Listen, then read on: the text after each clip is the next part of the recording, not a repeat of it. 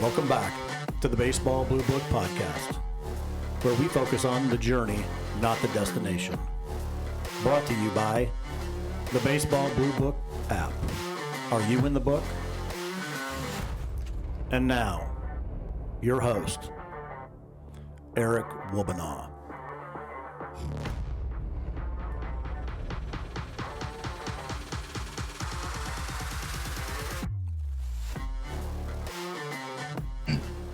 Welcome back to the Baseball Blue Book Podcast. My name is Eric Wobanaw, the president of the Baseball Blue Book. Today, we've got Tanner Lawson with us. He is a coach at Concordia Lutheran High School down in Houston. And looking forward to talking to somebody that just kind of got out of the playing and into coaching, really the first time doing this. So I'm looking forward to that. But before we start, make sure that you hit the subscribe button, like and share. We do that to get the message out to more people like you, and that will help us. I'm doing this for free, everybody. So everything that you can do to help, it's much appreciated. So I appreciate you guys doing that. Tanner, how are you doing today? Good, man. How about yourself? Things are good. We're having up here in Missouri, we're having spring weather. It's 65 degrees. I feel like it's kind of, we're ready for baseball, right? I think we're ready for baseball. Lovely. Yeah, we're getting there. It's almost February. Let's start rolling. Let's go. Exactly. Well, hey, why don't you go ahead and do a quick introduction? I know I let everybody know who you were and what you do, but give us a little bit of background, and then we'll get into your journey and what you're all about. Okay, so my name's Tanner Lawson. I played professionally for 6 years, from 2018. Got drafted in 2018 in 21st round by Atlanta Braves out of St. Edward's University. I got released in 21, made it up to high A with the Braves, left-handed pitcher, and played indie ball for 1 year with Chicago Dogs. And decided, it's time for me to kind of give back to the game and get into the coaching aspect of it. So now I am in my first year as the varsity pitching coach at Concordia Lutheran High School down in Houston, Texas. Awesome. I think that's great. You hear that all the time, giving back to the game that gave you guys so much. I think that's pretty awesome. Kind of how I feel. It's been a long time since I've done it, but giving back to the game is I think, part of what a baseball's DNA is all about. So let's go ahead. We talked a little bit beforehand, but one of the things that I think is interesting about kind of your age and what you're doing. Obviously, played professionally, but there's a lot of changes just in these 10 years, right? From when you were 16 to 26. Let's talk about kind of your playing at the lower levels, the high school, maybe travel ball, and do some correlation, compare and contrast of what you're seeing today. And because now you're coaching some kids, high school kids that are going through the same thing. So why don't we start there with kind of your experience and we'll get into what's going on today. Okay. So basically, let's see, freshman year of high school, I was lucky enough to start varsity as a PO. Humble brag, I didn't play one game of JV my whole life. But it was only because I was a PO. I never hit in high school. I had one AB my senior year, and I grounded out to the pitcher. So that's where that starts. But it was kind of interesting, man. I was lucky enough. I went to high school in Louisiana, started there, and grew up in a small town called LaPlace, Louisiana, right outside New Orleans. And I was there until my sophomore year. Sophomore year, my dad gets a job in Houston. And so, like every high school baseball player and every high schooler wants to do is, after their sophomore year, move to another school. Yeah, we all want to do that, right? Yeah. All want to do that. And where I went to Riverside Academy, and it was like 30 people in my graduating class. Everybody knew everybody. It was a small two-way private school. And I went from there to 1,000 people in my graduating class. Oh, wow. And I was shocked. Thank God I had baseball. Yeah. Because instant friends. But start off my freshman year, I wasn't a guy that ever threw like 85, 90, like some of these freshmen do nowadays. I was soft throwing lefty. I could throw strikes. And I had the opportunity to play varsity. And we got to the state championship my freshman year. We lost in the state championship. And then when I moved to Houston, that's when I actually started playing select ball. I never played select ball up until my junior year of high school. Junior year of high school, I was lucky enough to come over to Houston and play for one of the top select teams called Houston Heat at the time. And so I went my junior summer.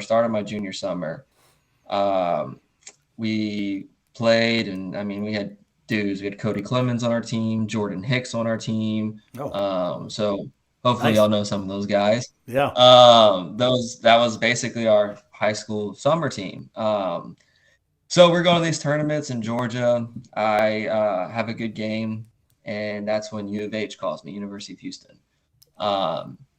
And remind you, when I was in Louisiana, I never thought I wanted to play college baseball, but I never thought college baseball was going to be like a thing in my future, especially University of Houston in 2014 when they were top 25, right, or 2013 when they were top 25 and powerhouse coming in under Coach Whitting.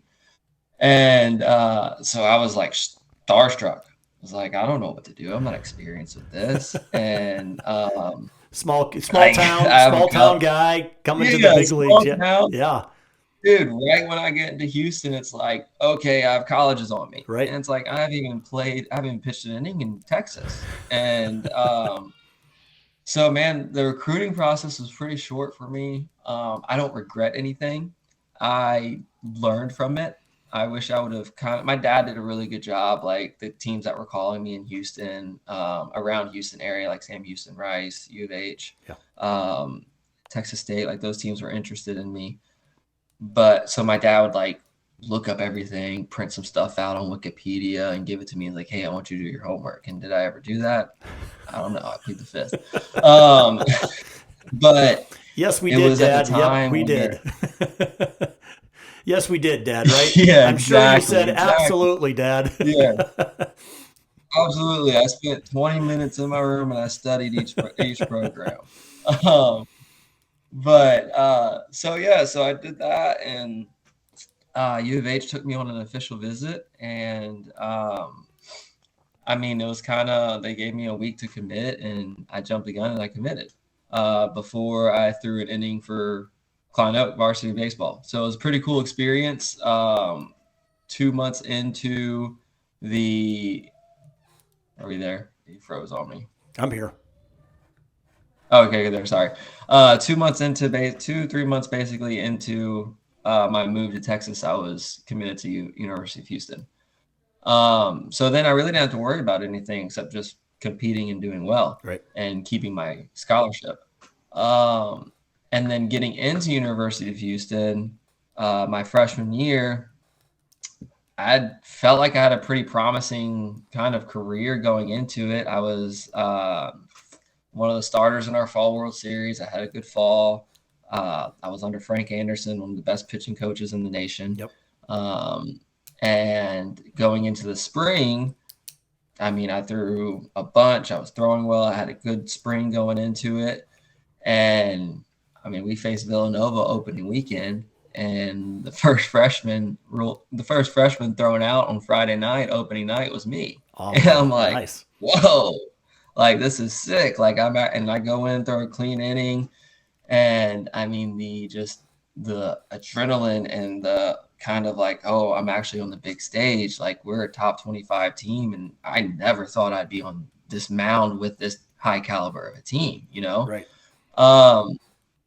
And I threw a little bit beginning of the year, and then I faced TCU in Minute Maid, and I don't get out the first inning, or the first inning I come in to face Evan Scow, who's had my number in college and pro ball.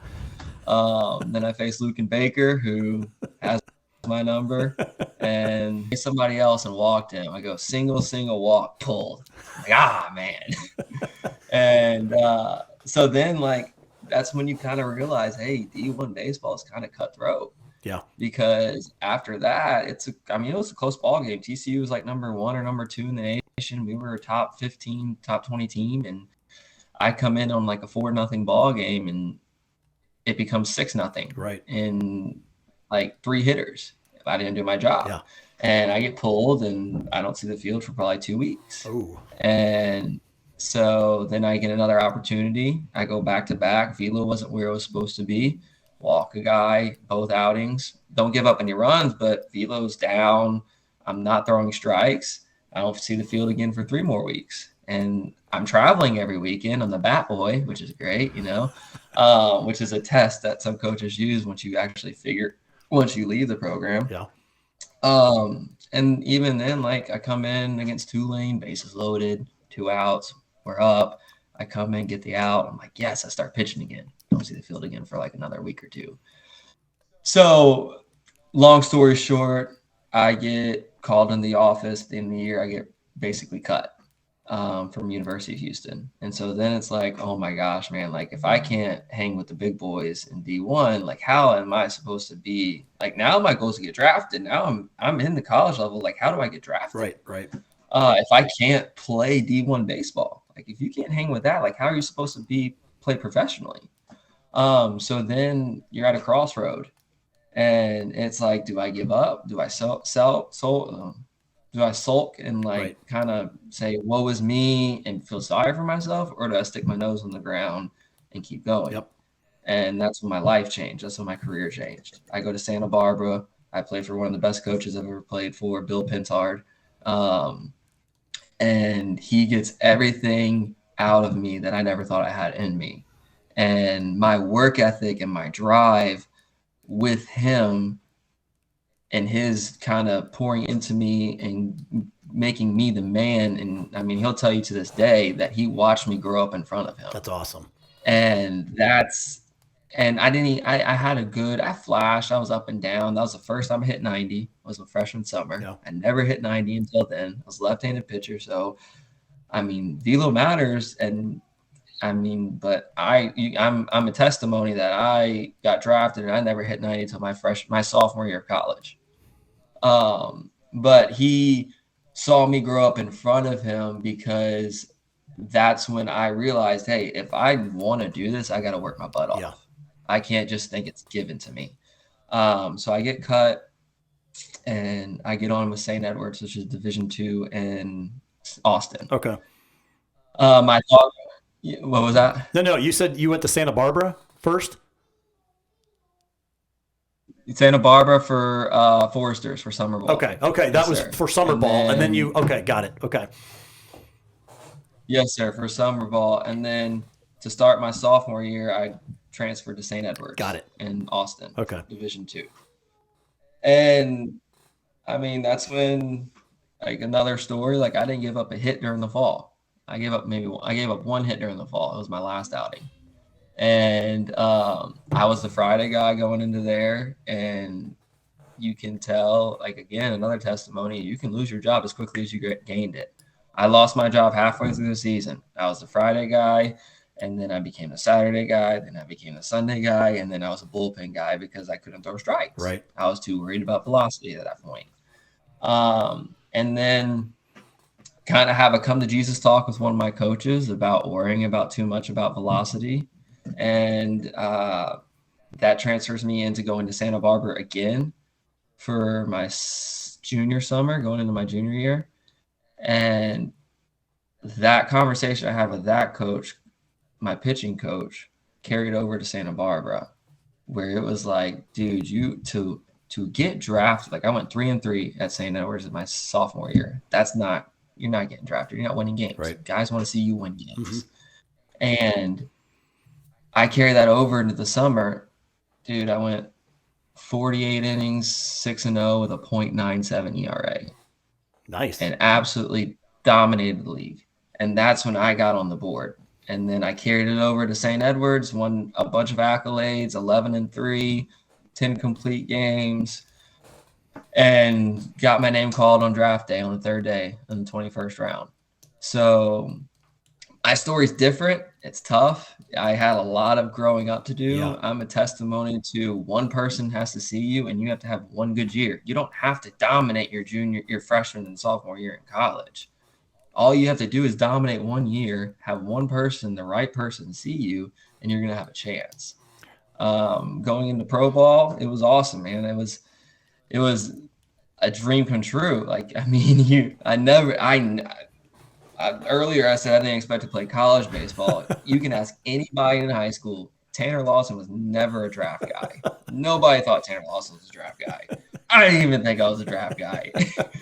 And dude, I get to pro ball and I just carry over the mentality and keep going. Yeah. And I have a really good short season. I go to low A, I break camp my first spring training and go to low A, one of the best arms out the bullpen, and hit 95 that year. So dude, everything was looking up. I'm like, man, like I had a sub 2.2 ERA in low A in 60 innings, and I was up to 95, a lefty. Like I have a chance. Like I can like this big league thing is actually looking good. Yeah.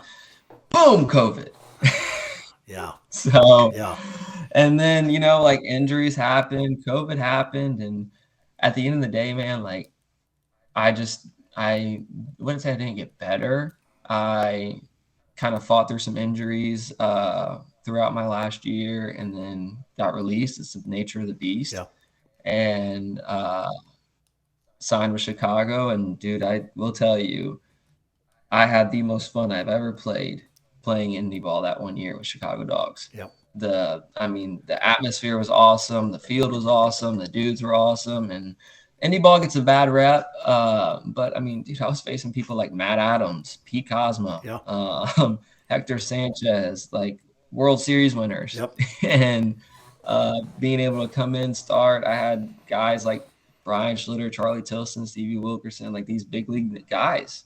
Like it's not like at All-Star break, I had a 6 ERA. I'm like, yo, these guys can hit. Yeah, yeah. I gotta figure it out, or I'm gonna get released again. But dude, I got to play for Butch Hobson, Stu Clyburn, like great guys. I mean, baseball lifers. And I mean, I would not trade my experience for the world. I didn't get to become a big leaguer, but man, the stuff I learned, the coaches I learned under, the knowledge I have now of the game is completely just amazing. And it amazes me too. It's like, wow, I have I tell you, I was blessed to play for some of the best coaches in the game of baseball. Yeah.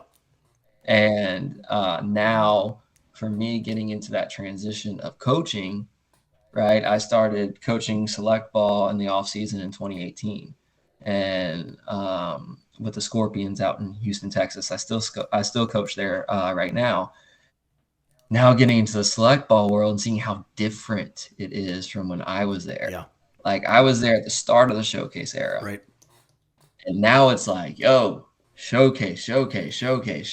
Like all people care about is their PG profile. All they care about is their velocity or who's going where or what school they're going to and at the end of the day, I mean, dudes, kids are playing like every single weekend, through the fall in January. Like I live right next to Premier, and that's where I work out at DST, and we'll be showing up at like in the off season on January 5th on a weekend, and there's a full-blown PG tournament going on. Yep.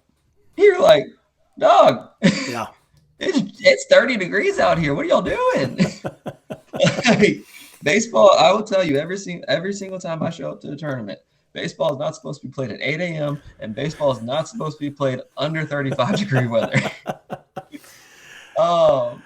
There is definitely it's the pressure, right? As soon as you see somebody do it, then now all of a sudden everybody has to do it, and now there's never any downside or there's no off season, right? Because it just perpetuates. You've got a lot of really good stories inside of yours, and I want to take a step back, all the way back to your little high school in Louisiana and the move to Houston. What did you just like baseball, or did because you kept saying nobody thought Tanner Lawson was going to be a draft pick back then. What made you stand out looking back? Was it your work ethic? Was it just because you were a left-handed pitcher? What do you think, just kind of looking back, and what made you, or what did you do that maybe set yourself out or set yourself apart from the other players? Dude, I want to say first, my parents made sacrifices that I didn't understand until I was older. Okay. And they gave me every opportunity to succeed, even when they shouldn't have, and they couldn't, but we found a way, some way. So, and with that, man, I was just obsessed with baseball. I was obsessed with getting better. Like if somebody told me something, I was always trying it. And I was just an open sponge. And people can tell you, every coach I coach with, I'm very coachable. And I want to be coachable because you look at somebody and you're like, okay, you're here for a reason. Right. And you're telling me you're telling me this for a reason. So this is what I know. Let me take what you know and put it together, and let me kind of makeshift something and figure it out. Like, if you say this is going to make me throw harder or make me throw more strikes, and this is what I do now, I'm going to kind of put them together and make it my own and try to succeed. But man, like my work ethic was basically what got me to where I am today. I was a 5'11", 6 foot lefty, 6 foot in spikes, 6'1" in spikes.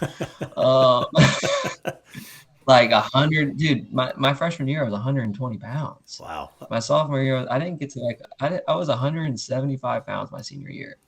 And I was a lefty that was 84 to 86 and could run it up to 88. But I was so obsessed with getting better. I was in lessons every week. I was working out every day, and I was just getting stronger and just learning my body. And that's what kids don't understand now. Kids just think that they can wake up and succeed. Right. And like, dude, I preach that now so much to these high school kids. It's like, y'all don't understand how much work is actually like in baseball. Yeah. Like, it's fun, but if you're a college commit or you're a sophomore throwing 88, dog, you gotta be obsessed with getting better. Yeah. You can't just roll out and say, I can play catch and have terrible catch play, and guess what? It's just gonna figure itself on the mound. Right. No, because guess what? Every pro ball pitcher does at 2:00, they play catch right before BP, and that catch play is perfect catch play. Right. Because my job's on the line. Yeah. If I can't figure this out, because I tell kids all this all day, you play catch more than you get on that mound. You can get better in catch play. You just have to focus. Right. And if you can't focus and catch, and you can't build a routine through catch, how are you supposed to have confidence going on the mound? Like, hey, all I have to do is pitch now. I don't think about anything, because when you get on the mound, you don't think. Right. You're not supposed to think. You're supposed to just trust in your preparation and your routine that you've done every day, that, hey, no matter what I do up here, I did everything I could do on Tuesday, Wednesday, Thursday, and Friday to be prepared for the start on Saturday. Tanner, that's really, really important what you said. I've talked to other coaches, and it's only come up a few times, but everything that you do in your prep has to have a purpose. And 100%. What you were saying about the playing the catch, it's not, when you see professionals out there doing that, there's a purpose in it. They know exactly what they're doing, because it's part of their preparation in when they get on the mound. Exactly. And I love what you said about that. So it's the hard work. You also said coachable. And I think listening to your story, the coachable part of you never changed, even when you hit those success milestones, right? Mm-hmm. Coming out of the small school, boom, you made this. And then you made this, and then you made this, and then you kept moving forward, but you stayed coachable in every level that you went to. And I think that's really key. I'd like you to expand on mindset in being coachable. you kind of alluded to a little bit of, hey, you're here, so there's a reason that you're here to learn, get better. Really kind of summarize or make it as simple as possible of what coachable means to you now that you're a coach. What do you see, and how do you what does that mean to you?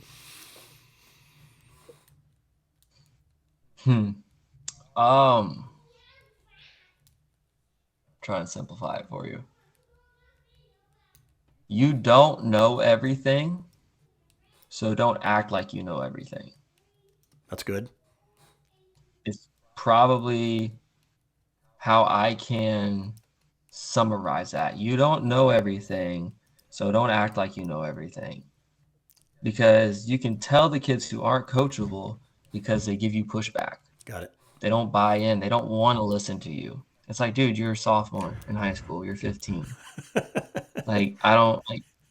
I've played. I'm where you want. I've been where you want to be. Right. In every level, and even some coaches that didn't play in professional ball, like they still have been coaching for 20 years, 40 years. But like one of our head high school directors, like he didn't play past JUCO baseball, but he coached College Park High School for 20 plus years, but he coached 4 big leaguers. Yeah. So even the guys that you can look at and you can see, and you're like, oh, well, you didn't make it that far. Why should I listen to you? Well, look who I've coached. Right. Like I do have an understanding of the game, and you're 15.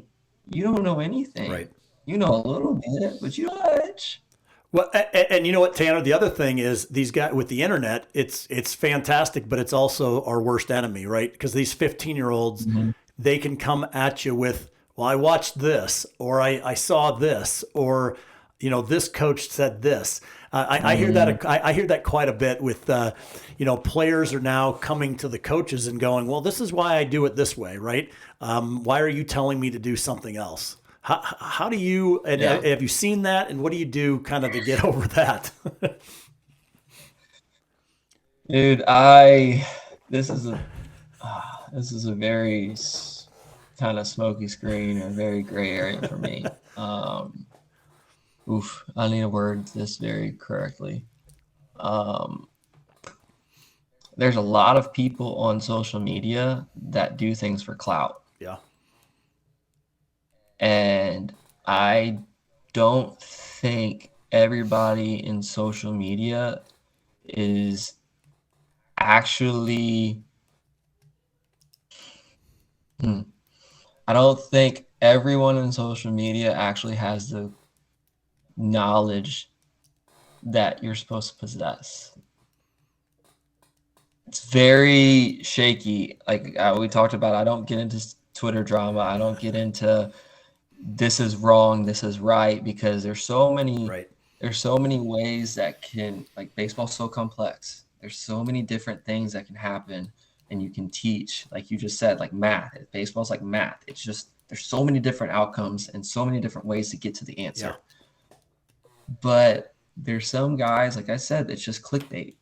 They just want to, and you have to be able, as a coach, you have to know enough of yourself and of baseball to kind of differentiate the two.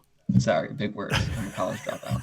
I'm just a professional baseball player. Yeah. I'm going back to school this year, guys. I'll learn vocabulary, I promise.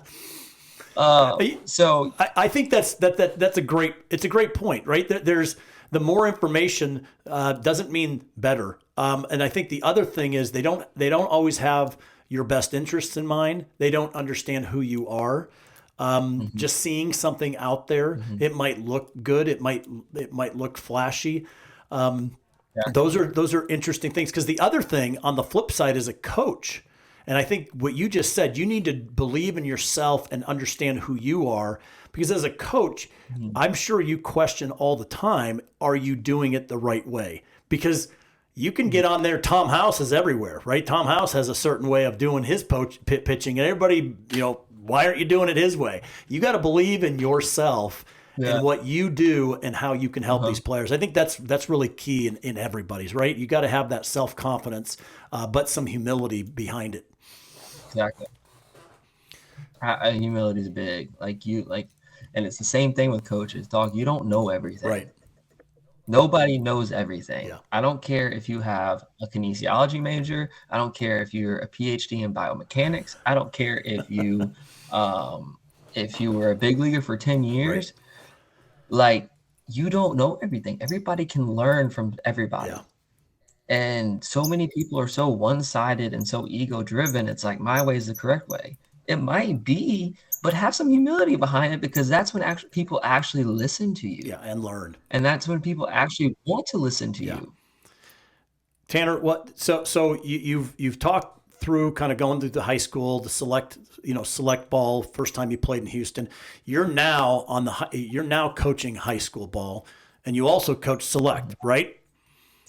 Yes, sir. Okay, so tell me, because one of the debates and the conversations I like to have is, you're seeing the increase in select ball and travel ball and all of these things, and kind of the diminishing of high school, right? The people are looking less at the high school level and more at the select level, the travel ball. Why is high school so important? Because why you cut out? Why is high school so important? Yes. High school, as in just high school baseball. Yes, high school baseball. Why is high school baseball so important when there's still when there's select ball, there's travel ball? Because you hear a lot of times players going, not really worried about high school because I'm playing for this travel team. They've got the elite players. They've got we're in front of the best talent. So high school is a waste of my time.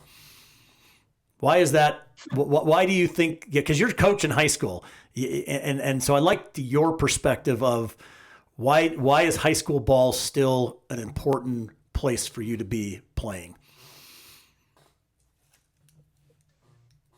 No, you can have your scholarship taken as quickly as you get it. It's all about consistency. You can have one good game in summer ball and you got 10 scouts on you.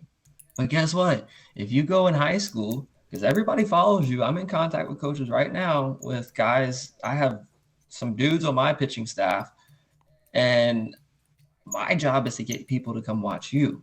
Well, guess what? I know people who have played select ball, got offered, and then during their high school year got their scholarship yanked because they weren't good. They didn't have a good year.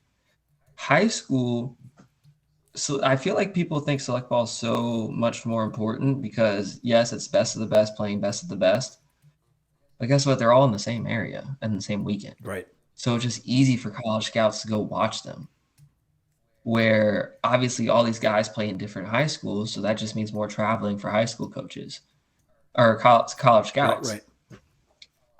So I think that's the only advantage and you're playing better competition because it's a smaller sample size of better players on each team than going to different high schools, but they still follow you through your high school season. And if you don't throw well, like I have an Auburn commit, and if he doesn't throw well, it's Auburn. There's the thing called transfer portal nowadays. Right. Like, if you don't live up to the expectation of what you were when they offered you, they don't care. They will pull that. They will yank it because it's their job on the line. And if it's a contract. You signed a contract. And if you don't live up to that contract that you signed, you get fired. So I think. Yeah, I was gonna say that. So basically, the high school provides the ability to see consistency. It's not just a single great game that they had during an elite game, and that's why the coach signed them. High school proves that they can be consistent. Is that what you're saying?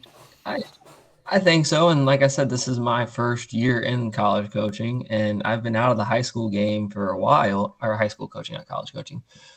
I've been out of the high school game for a while, but from what I see and what I think, like I said, I don't know everything. This is completely opinionated. But from my experience, yes, I think it's I think it's to show consistency. Guys, coaches want to still come out and see you play high school ball because they want to see if you can handle adversity. They want to see if you're still dominating. They want to see if you are a guy that can last a whole year, right, and not just 2 weekends. Like, you might get seen by a college scout one weekend in the summer, and they've seen enough that game where you're promising, and they might have seen you a couple times. This might be their third time seeing you, and they're like, okay, I think I'm going to take a chance on this kid, but I'm still going to check up on him in high school. right. And if he's not what he was in the summer, how am I supposed to take a chance on a kid that can't go a whole year of high school and succeed a whole year in high school? Good point. So I could be right, I could be wrong. I don't know. I mean, that's what I think. Well, no, I think your opinion is valuable, right? I think a lot of kids that are watching this, they those are questions, right? It's maybe they're from a small town, maybe it's a suburb. Baseball's not a real, it's not the prevalent sport, especially in Texas. You got a lot of football. So why play the high school game when I've got all these other travel teams? I think you bring a really good perspective on it, right? It allows you to go through some adversity. Maybe it's not a good team. You're on a travel team. You typically you're a good team. There's a lot of studs. Mm-hmm. How do you respond when you have a bunch of guys on there that are never going to play college ball? Are you a team player? What's your attitude like when you're, when you're the best on the team? Do people want to play with you, or do you have a bad attitude? I think those are a lot of things that what's your makeup? Exactly. And the number of college coaches I talk to, they're always talking about watching the players in the dugout, watching them, how they respond when they strike out, when they have a bad outing, when they go and talk to their parents after the game. Just there's more that they look at that has nothing to do with the actual game. Right? Because they're looking for character. Exactly. Right? 100%. So what do you do? You're doing. I know it's your first year, high school ball. How active are you in helping these kids finding their next playing opportunity? Because you said you have an Auburn commit. Sounds like you're pretty involved. Yes. So I inherited the staff, obviously. I'm lucky enough to have an Auburn commit, an Air Force commit, and then 2 sophomores that are really good and have a chance to go to big schools.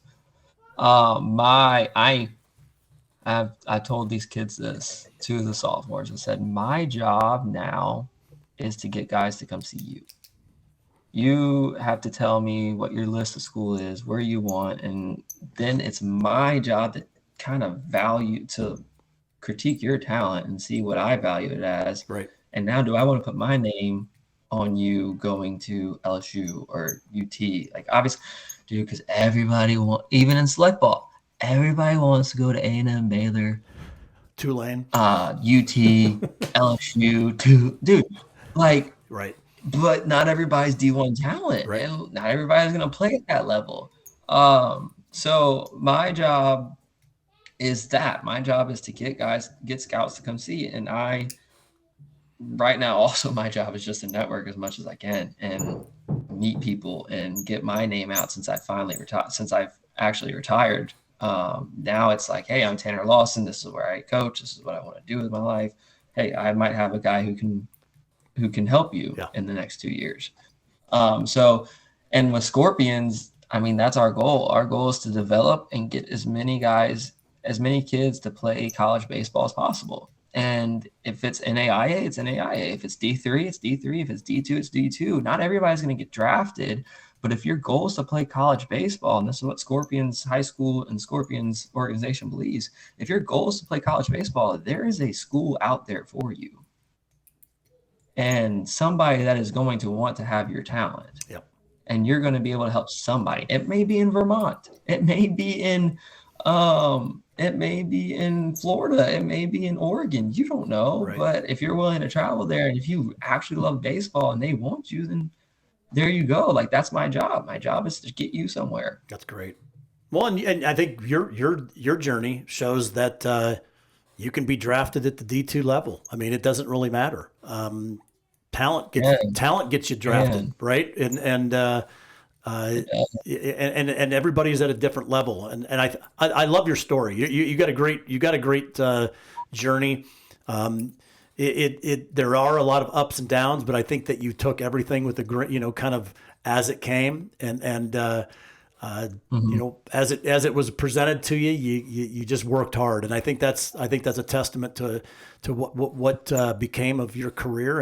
And I think it's going to be great for people to hear it. And I appreciate the opportunity to talk to you, Tanner. What do you want to do? I mean, what you this first year at coaching high school, kind of what do you foresee in your future? And maybe it's a high school coach, maybe it's something else. What do you see? So I've been telling people this: if I can't make the big leagues as a player, I want to make the big leagues as a college coach.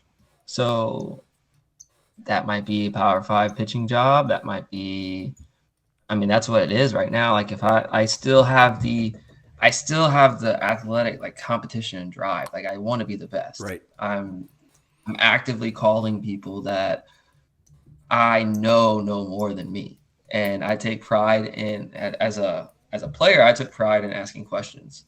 Like if at DST, I'm blessed to work out with Key Brian Hayes, Shane Boz, Austin Dean, Alec Boehm, Alex Lang, Lucas Lipke, Hayden Wesneski, just big leaguer after big leaguer after big leaguer. Yeah.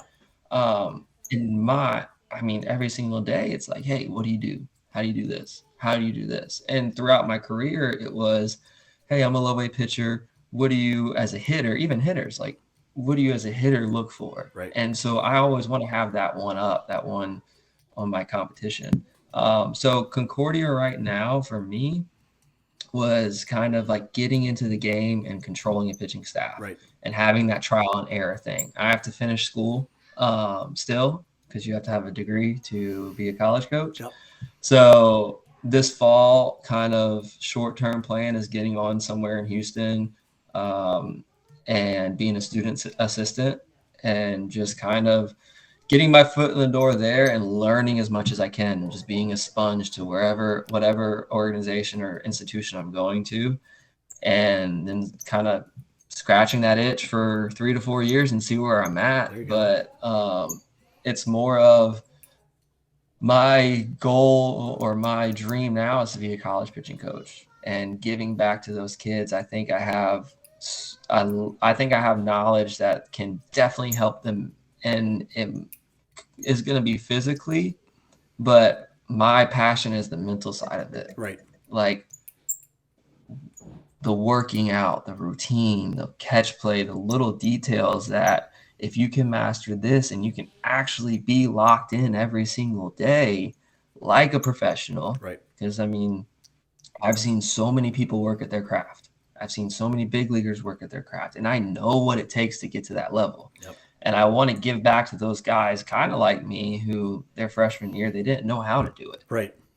And even the guys that are the surefire D1 guys or the surefire first rounders, you can be a first rounder and you can still not make the big leagues. Yeah. And you can still be a prospect and you can still not make the big leagues because you don't know how to work. Right. And those guys are the guys that think they can just wake up and be a big leaguer because it's come so easy to them. Well, talent goes away once you get drafted, because everybody's talented. Exactly. Everybody's talented. Everybody is talented. Everybody throws 95 plus. What makes your 95 different than that guy's 95? Right. Like now and that's why I told my kids, like, you're a big fish in a small pond right now. Wait until you get to Auburn. Wait until you get to LSU. Wait till you get to Mississippi State. Dog, everybody throws 95. Right. Everybody throws 93 plus. But what have you done for me now? Yep. You know? And so that's my kind of passion of the game, is teaching these guys, like, hey, there's more to it than just throwing a ball. Yep. There's more to it than just getting outs. How do you get the outs? How do you throw the ball? How do you have confidence in throwing the baseball? How do you have confidence in getting the outs? Because you get on that mound, it's just you and yourself. Right. And this guy takes over. Yeah. big time. And if you can't channel that competitive drive in there in your mind, and you start having negative thoughts come into you, like, I mean, It's over. you're screwed. It's over. Yeah, you lost. So, Yeah. yeah. No, I think So, that's my kind of goal. I think that's great. I look forward to watching your career, and I really appreciate you joining us today and giving us Yes, kind of sir. an insight Thanks for having me. insight into your journey. I think it's going to be real beneficial for people to listen to, because you bring such a unique aspect to the journey. You know, a lot of kids, we talk to kids all the time. We've got a Q&A that we do on a Tuesday night. We've had parents and players on. But I don't think, kids think that if you're going to make it to the majors, there's only a couple paths to that. And you're a proven example of maybe a path that is not as common, but there's really no defined path, right? Not a sexy path. It's not the easy path. Trust me. Yeah. And there's a lot of paths. There's a lot of paths. There's a lot of paths. No, and I think that's really great. So Tanner, I appreciate you sharing that with us. Thank you very much. We look forward to watching your career, and good luck with everything, sir. Thank you so much. Thanks for having me. And yeah, I enjoyed it. Hey, enjoyed spending my morning with you. It's been a lot of fun. Thank you. Thank you.